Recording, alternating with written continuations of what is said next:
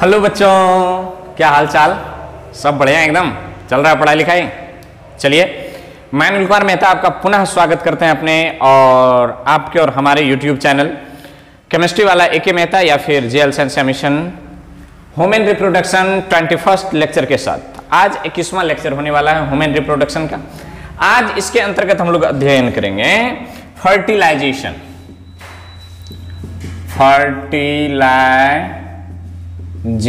तो हेडिंग डालिए fertilisation. Fertilisation का मतलब होता है निषेचन। फर्टिलाइजेशन का मतलब निषेचन। सिंपल सी चीज है, जब मेल गेमिट और फीमेल गेमिट, एक बार पिक्चर देख लिया जाए, आ रहा है सॉलिड की नहीं? चलिए ठीक है। जब मेल गेमिट तथा फीमेल गेमिट आपस में क्या करता है, फ्यूज करता है, फ्यूज करके डिप्लॉयड जायगोट बनाता है, तब उसे हम लोग क्या कहते हैं, फर्टिलाइजेशन कहते हैं। तब उसको क्या कहेंगे, फर्टिलाइजेशन कहते हैं। आई बात समझ में? फर्टिलाइजेशन किसको कहते हैं? जब मेल गेमिट, देखिए फर्टिलाइजेशन को समझ लीजिए एक बार। फर्टिलाइजेशन क्या होता है, ये मान लिया जाए कि मेल बॉडी है और ये क्या है, फीमेल है। सेक्स ऑर्गन होगा टेस्टिस, इसमें सेक्स ऑर्गन होगा ओवेरी, इसमें बनेगा स्पर्म, इसमें बनेगा ओवम। ये भी हैप्लॉइड, ये भी हैप्लॉइड। दोनों आपस में फ्यूज करेगा, दोनों आपस में क्या करेगा, फ्यूज करेगा और बनाएगा जायगोट। क्या बनाएगा, जायगोट। और ये होता है diploid. This process is known as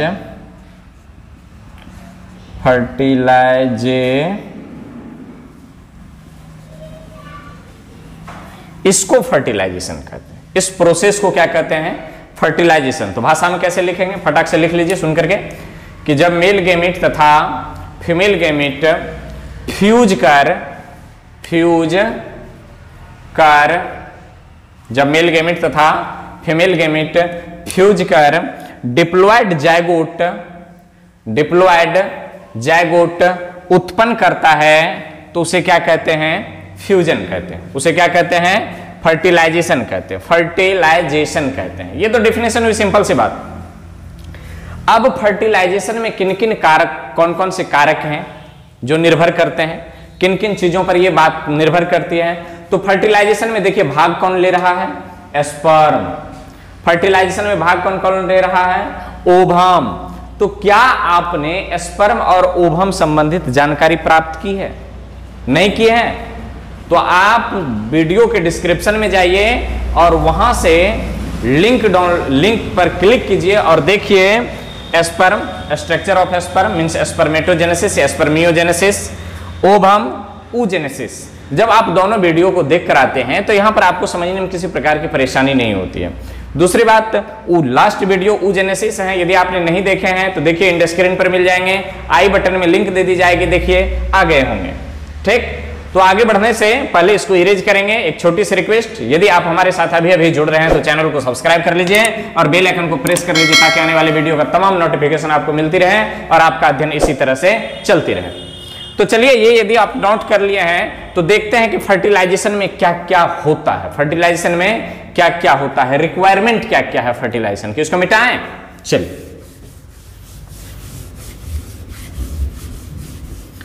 तो रिक्वायरमेंट्स ऑफ फर्टिलाइजेशन।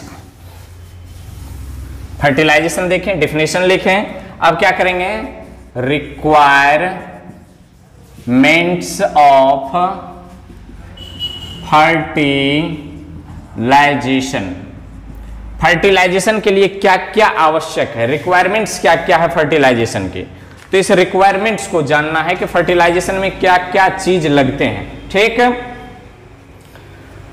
फर्टिलाइजेशन के लिए क्या क्या रिक्वायरमेंट है, आवश्यक क्या क्या है। तो सबसे पहले जो है फर्टिलाइजेशन के लिए, चाहे किसी भी प्रकार के जीव में फर्टिलाइजेशन क्यों नहीं हो, किसी भी प्रकार के जीव में फर्टिलाइजेशन क्यों नहीं हो, इंक्लूडिंग ह्यूमन बींग्स, मानव सहित फर्टिलाइजेशन किसी भी जीव में क्यों नहीं हो, तो उसके लिए पहले जो आवश्यकता होती है उसे होती है लिक्विड मीडियम की। लिक्विड मीडियम, तरल माध्यम, कौन सी माध्यम? तरल माध्यम में। तरल माध्यम की आवश्यकता होती है। मध्यम हो गया जी, माध्यम।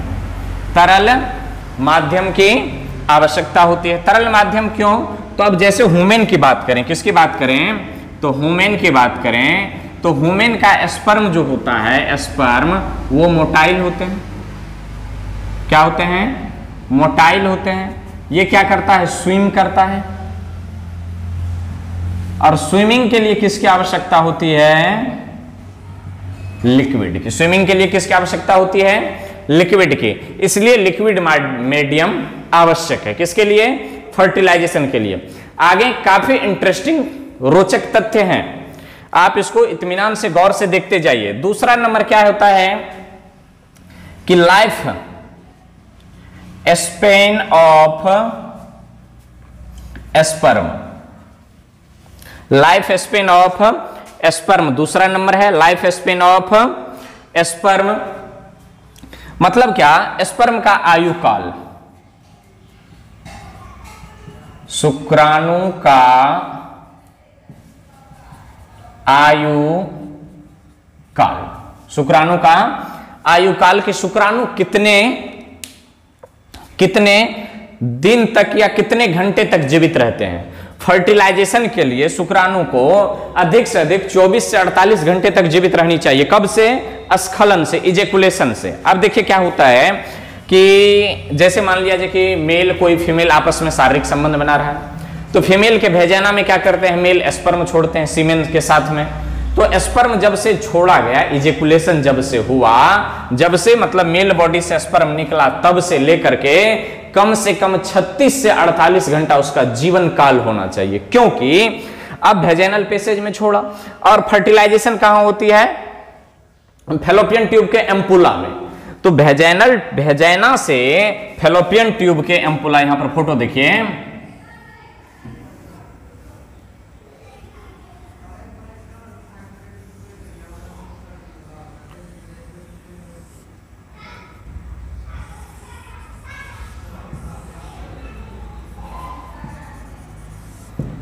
ये ओवरी है, ये ओवरी है। यहीं पर होता है, मान लिया जाए यहां पर होता है एम्पुला। यहां पर क्या होता है? एम्पुला। एम्पुला, ये कलर दिखाई दे रही है अच्छे से। यहां पर होता है एम्पुला, हाँ देख लेंगे। ये कलर होते हैं, सॉरी क्या कहते हैं, यहां पर होते हैं एम्पुला। तो यहां पर आप एम्पुला देख रहे हैं, यहीं पर फर्टिलाइजेशन होना है। और ये स्पर्म छोड़ा कहां गया है?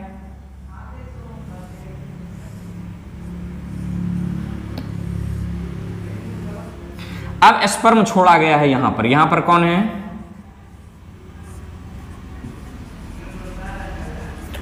स्पर्म। अब इस स्पर्म को यहां से चलकर कहां आना है? यहां पर आना है।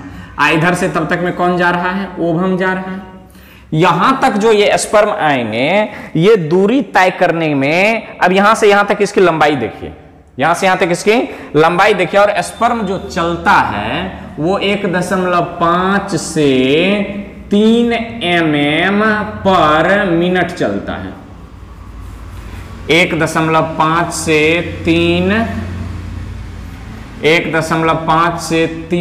mm पर मिनट चलता है। पर मिनट चलता है। कहां से कहां तक? 1.5 से 3 mm पर मिनट चलता है। यहां तक आने में इसको लग जाता है। कहां तक? यहां तक आने में इसको लग जाता है, गति होती है इसकी। तो अब सोचिए यहां से यहां तक आने में इसको कितना समय लगेगा। अब स्पर्म निकला और मर जाए, तो यहां से निकलेगा, यहां पर तो निकला, यहां तक भी नहीं पहुंचेगा, स्पर्म मर जाएगा। क्या फर्टिलाइजेशन हो पाएगी? नहीं। फर्टिलाइजेशन होने के लिए इसके लाइफ स्पेन को कम से कम कितना होना चाहिए?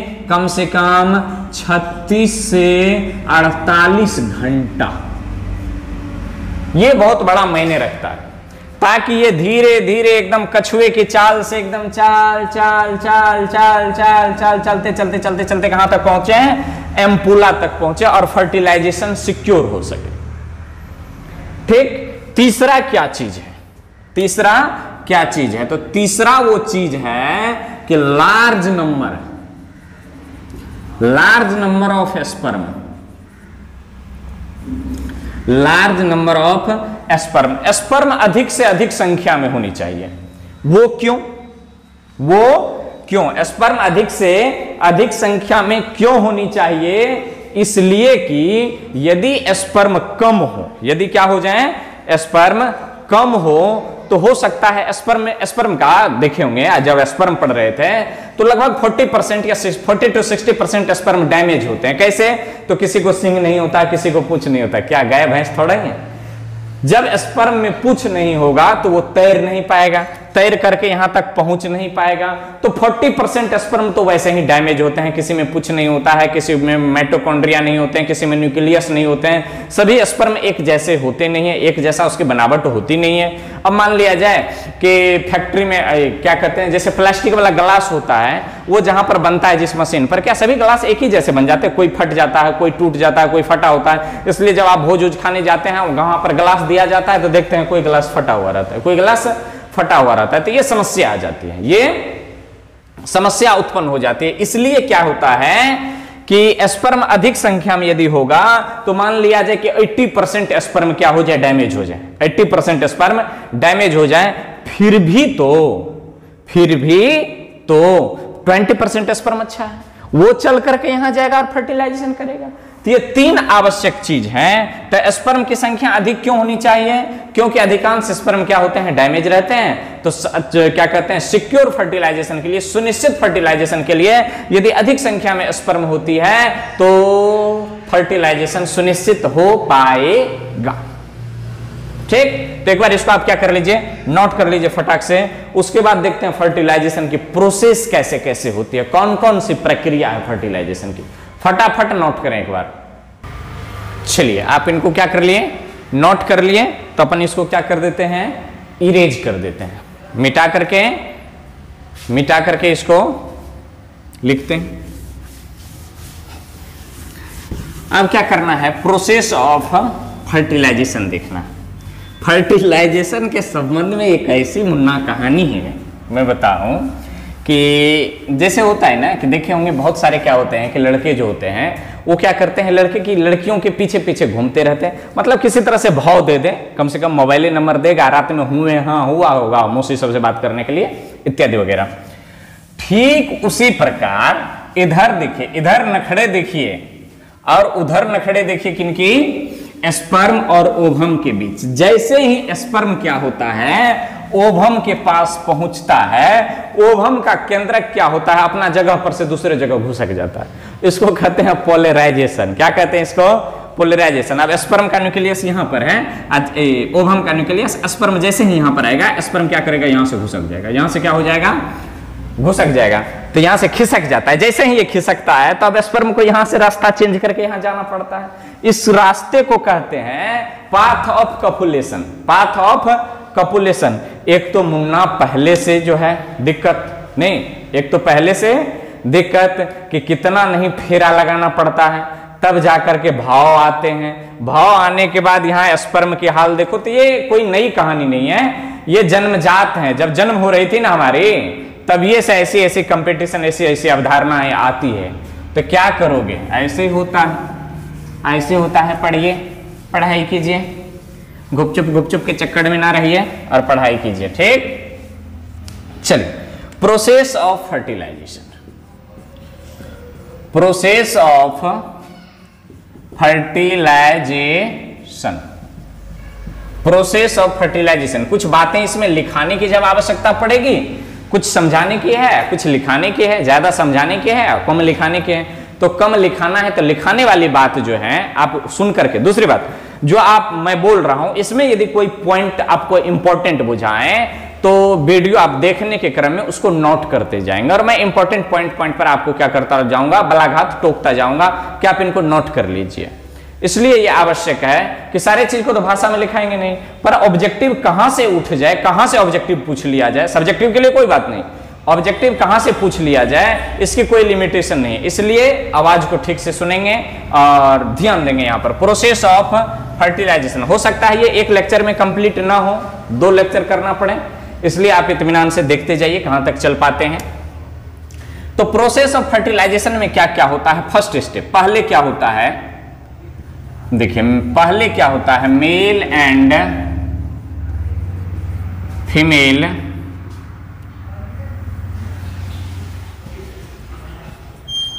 इंटरेक्शन। स्त्री और पुरुष के बीच क्या होगा? इंटरेक्शन होगा।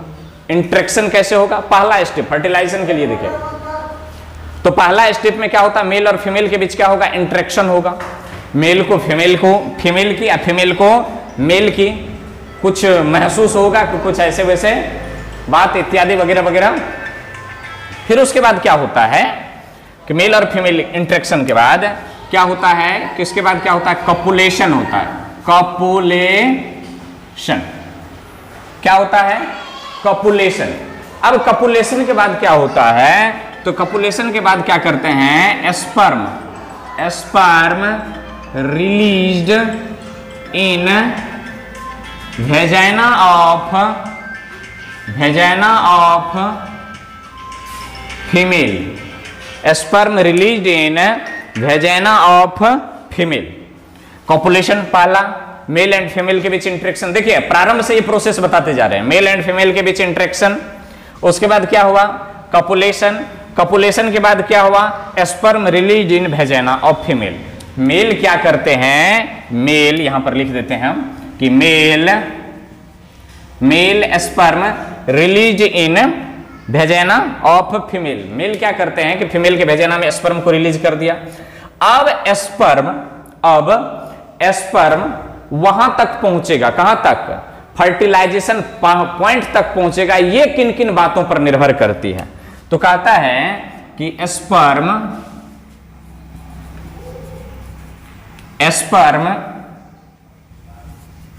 फैलोपियन ट्यूब के एम्पुला तक पहुंचेगी। ये 3 कारक पर निर्भर करता है। कौन कौन से कारक हैं? 1 मिनट। 3 कारक पर क्या करता है? निर्भर करता है। ये नोट कीजिए फटाक से एक बार, फटाक नोट कीजिए एक बार। चलिए आपने नोट कर लिया, कॉल आ गई थी। चलिए नोट कर लिए हैं। तो देखिए क्या कहता है? Mail sperm released in vagina of female. ये प्रोसेस क्या कहलाता है? इस प्रोसेस को कहते हैं, याद रखना, इस प्रोसेस को कहते हैं इनसेमिनेशन। इनसेमिनेशन प्रोसेस को क्या कहते हैं? इनसेमिनेशन। मेल फीमेल के वेजाइना में स्पर्म रिलीज करने की प्रक्रिया क्या कहलाती है? इनसेमिनेशन। इनसेमिनेशन का मतलब होता है, अभी के दौर में क्या होता है कि जो कृत्रिम गर्भाधान होते हैं, कौन से?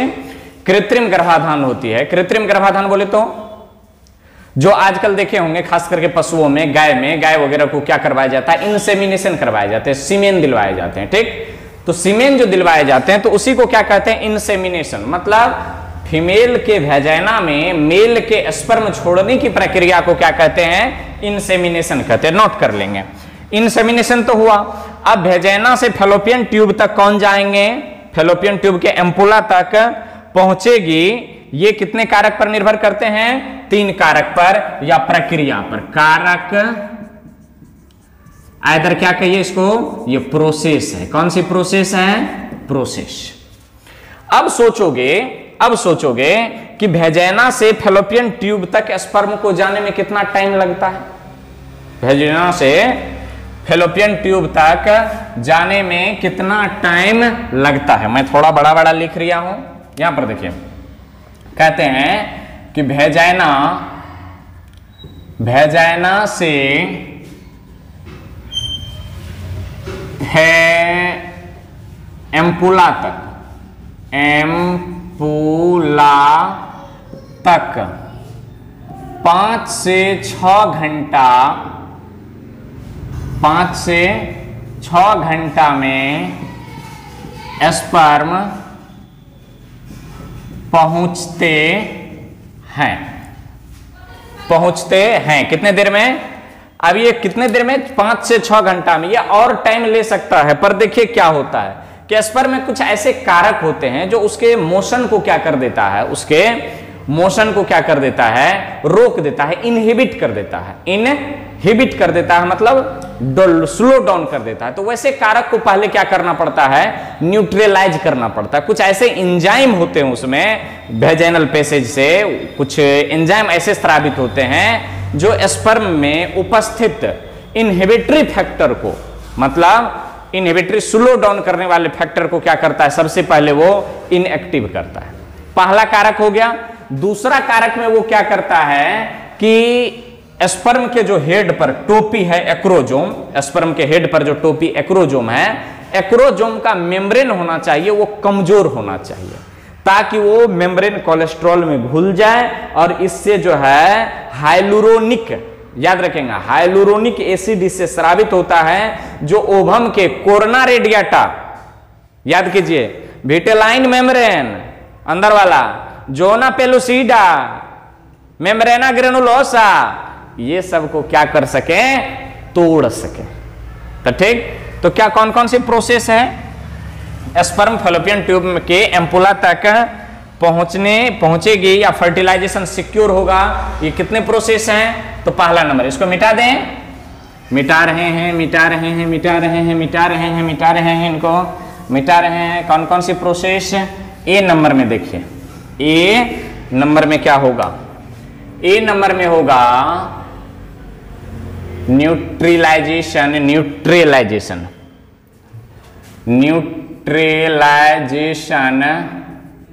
ऑफ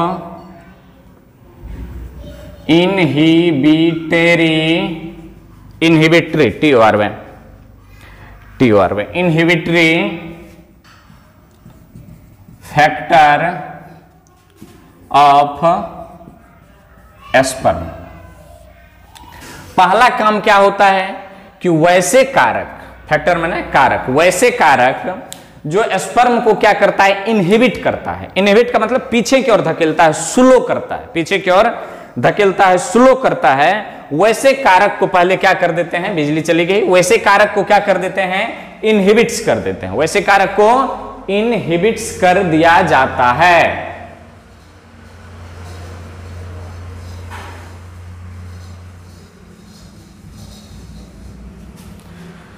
चलिए, तो दिखाई दे रही होगी। तो वैसे कारक को क्या कर दिया जाता है, इनहिबिट्स कर दिया जाता है। तो न्यूट्रलाइजेशन का मतलब क्या हुआ, उदासीनीकरण किसका, इनहिबिटरी, मतलब क्या कहते हैं, जो इनहिबिट करना मतलब रिटार्ड करना, मतलब जो मंदित कर देता है, जो स्पर्म के एक्टिविटी को कम कर देता है,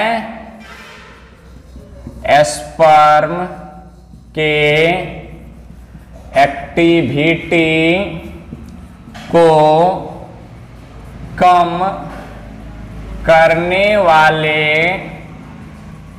कारक, इनहिबिटरी फैक्टर माने स्पर्म के एक्टिविटी को कम करने वाले कारक क्या करता है, उसको ये क्या कर देते हैं, पहले उसको न्यूट्रलाइज कर देते हैं, उदासीन कर देते हैं, पहले उसको उदासीन करता है। दूसरा नंबर, इंसेमिनेशन वाली बात लिख लिए थे। चलिए, बिजली नहीं है, हमें उम्मीद है कि आपको बोर्ड दिखाई दे रही होगी। बी नंबर में क्या करते हैं, बी नंबर में सबसे पहले कहता है होना चाहिए वीकनिंग मेम्ब्रेन ऑफ एक्रोजोम। इसका मतलब क्या हुआ कि स्पर्म के हेड पर उपस्थित एक्रोजोम का मेम्ब्रेन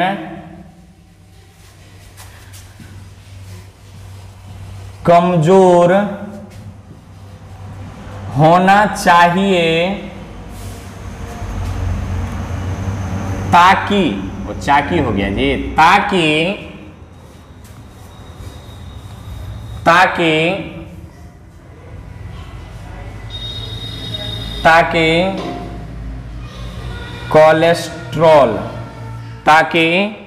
कोलेस्ट्रॉल में आसानी से घुल सकें, ताकि कोलेस्ट्रॉल में आसानी से घुल सकें, डिजल्व हो सके। कोलेस्ट्रॉल CH, कोलेस्ट्रॉल में डिजॉल्व हो सके। क्लियर? अब ये कोलेस्ट्रॉल में डिजॉल्व होने से क्या होगा? कोलेस्ट्रॉल में डिजॉल्व होने से क्या हो सकता है?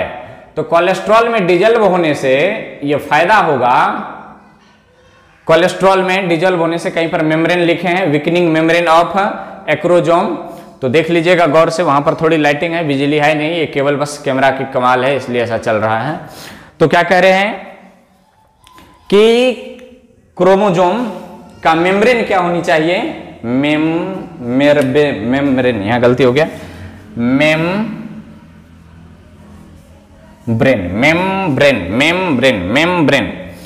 तो क्रोमोजोम का मेम्ब्रेन क्या, एक्रोजोम का मेम्ब्रेन क्या होनी चाहिए? कमजोर होनी चाहिए। यहां पर मेम्ब्रेन लिखा हुआ है, कमजोर होना चाहिए ताकि ये कोलेस्ट्रॉल में घुल जाए।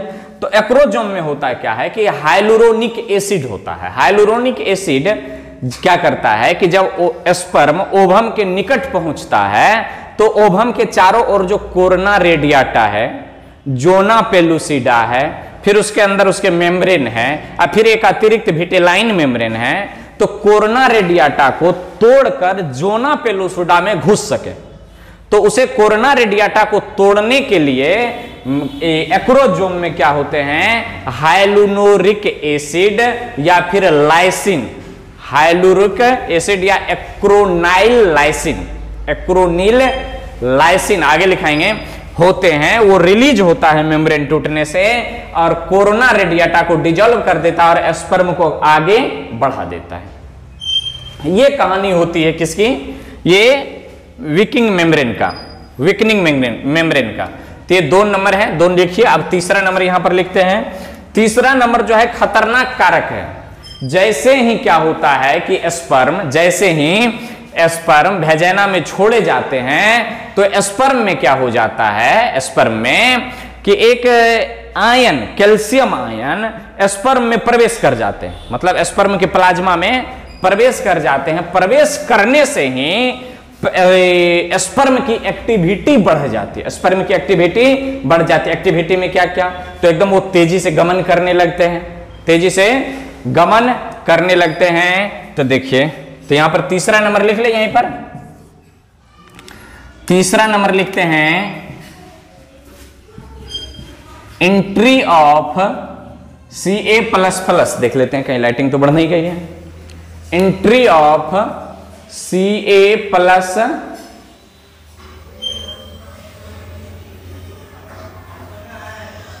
Entry of Ca++ ions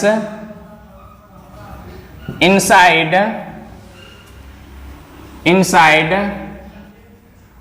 sperm plasma. Sperm plasma में, इसको आप नोट कर लिए होंगे, नोट कर लीजिए, 1 2 3 4 5 6 7 8 9 10।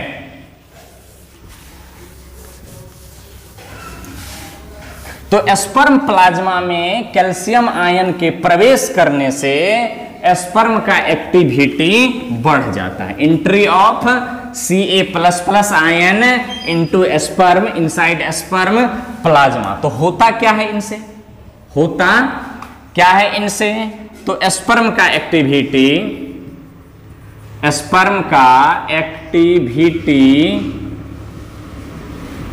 बढ़ जाता है। जैसे ही कैल्शियम आयन प्रवेश किया किसमें? स्पर्म के अंदर, स्पर्म के प्लाज्मा में क्या बढ़ गया? स्पर्म की एक्टिविटी, स्पर्म की गतिशीलता बढ़ गई। ये कहानी यहां पर बनती है। तो 3 यहां पर देखें, 3 प्रोसेस, 3 फर्टिलाइजेशन के लिए स्पर्म की क्या क्या आवश्यक तथ्य हैं, इनको आपने अभी देखा। अब यहां पर देखिए एक लाइन लिखेंगे यहां पर नोट में कि अब ये सॉरी क्या कहते हैं, फर्टिलाइजेशन होता कहां है, तो site of fertilisation, site of fertilisation, VVI mark करेंगे। ये देखिए कैल्शियम आयन जो होते हैं वो स्पर्म की एक्टिविटी को बढ़ाता है, और साइट ऑफ फर्टिलाइजेशन, तो यहां पर देखिए पहले फैलोपियन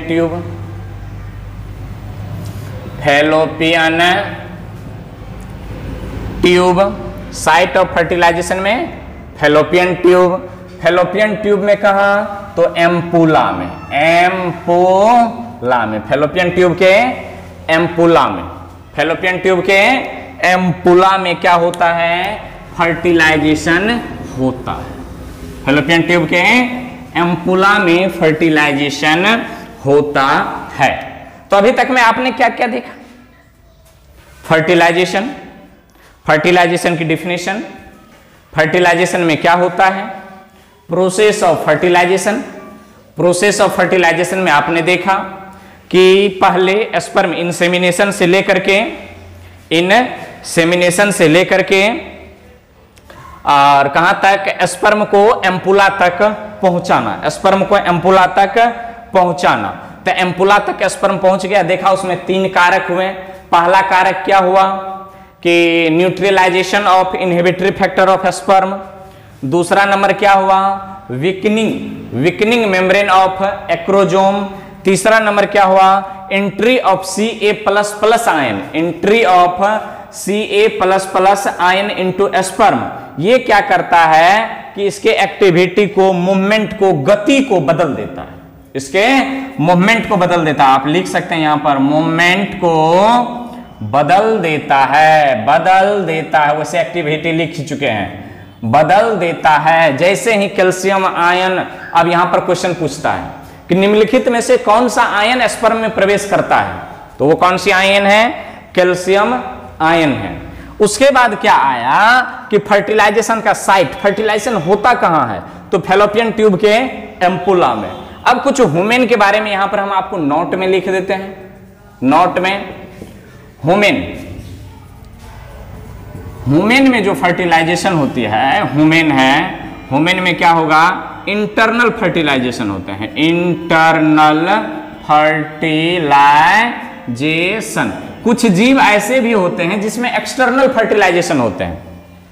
ह्यूमन में इंटरनल फर्टिलाइजेशन होता है, मतलब बॉडी के अंदर निषेचन की क्रिया होती है, जबकि कुछ जीव ऐसे होते हैं, जैसे फ्रॉग में आपको एग्जाम्पल में लिखाए होंगे रिप्रोडक्शन इन ऑर्गेनिज्म में, तो फ्रॉग में आपने देखा होगा उसमें एक्सटर्नल फर्टिलाइजेशन होते हैं, मतलब उसमें जल माध्यम में फर्टिलाइजेशन होती है। फर्टिलाइजेशन के लिए जलीय माध्यम आवश्यक है, पर वहां पर कपुलेशन एंड फर्टिलाइजेशन तो साथ साथ हो जाती है उसकी जल माध्यम में।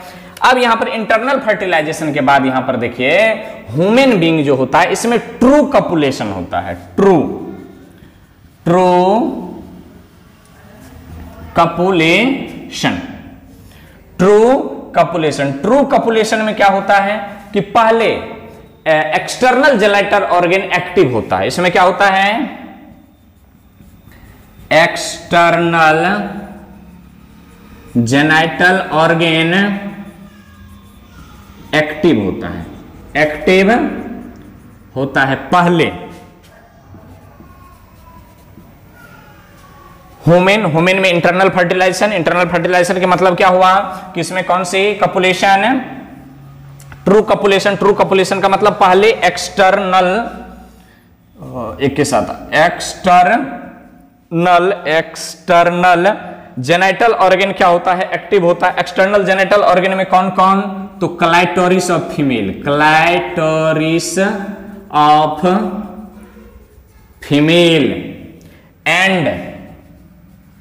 एंड पेनिस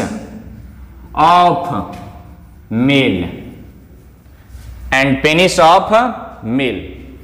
जैसे ही ट्रू कपुलेशन, नोट में लिखना, ट्रू कपुलेशन होता है पहले जेनिटल ऑर्गन एक्टिव होते हैं। जेनिटल ऑर्गन में कौन कौन, clitoris of female and penis of male.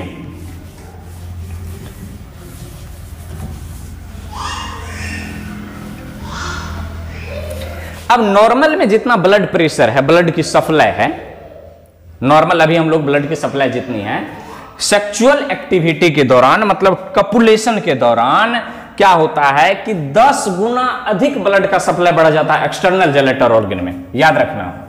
तो क्या कहेंगे, कॉपुलेशन के दौरान 10 गुना अधिक blood supply external genital organ में, एक्सटर्नल जेनिटल ऑर्गन में बढ़ जाता है। फलस्वरूप क्या होता है, clitoris of female and penis of male कड़े हो जाते हैं, जिसे इरेक्टेशन कहते हैं, इरेक्टेशन कहते हैं, जिसे क्या कहते हैं, इरेक्टेशन कहते हैं। एक मिनट, इसको फटाक से आप क्या कर लीजिए, नोट कर लीजिए, उसके बाद आगे बढ़ते हैं। फटाफट नोट करें इसको। तो चलिए इसको नोट कर लिए। तो क्या कहें कि clitoris of male and penis of, clitoris of female and penis of male क्या हो जाते हैं, कड़े हो जाते हैं, जिसे क्या कहते हैं, इरेक्टेशन कहते हैं। तो ये सारी घटनाएं फर्टिलाइजेशन के क्लाइमेक्स को बना रहे हैं। अभी फर्टिलाइजेशन के प्रोसेस को देखें, वहां तक पहुंचता है, फर्टिलाइजेशन हो जाता है। अभी फर्टिलाइजेशन हो नहीं गया, अभी फर्टिलाइजेशन के लिए बाकी है। फर्टिलाइजेशन के लिए क्या बाकी है, इसको आपने नोट कर लिया है, नोट कर लीजिए फटाफट। 1 2 3 4 5 6 7 8 9 10। अब हमें देखना होगा steps of fertilisation, steps of fertilisation. Fertilisation का क्या है, चरण, माने steps of fertilisation, steps of fertilisation, steps of fertilisation, copulation, ये सारी चीज हो गई। तब वीडियो की लेंथ हम देख रहे हैं कि लंबी होती जा रही है। आपको ये सारी बात समझ में आए कि नहीं आए, इसके बारे में आप अवश्य कमेंट करके बताइए।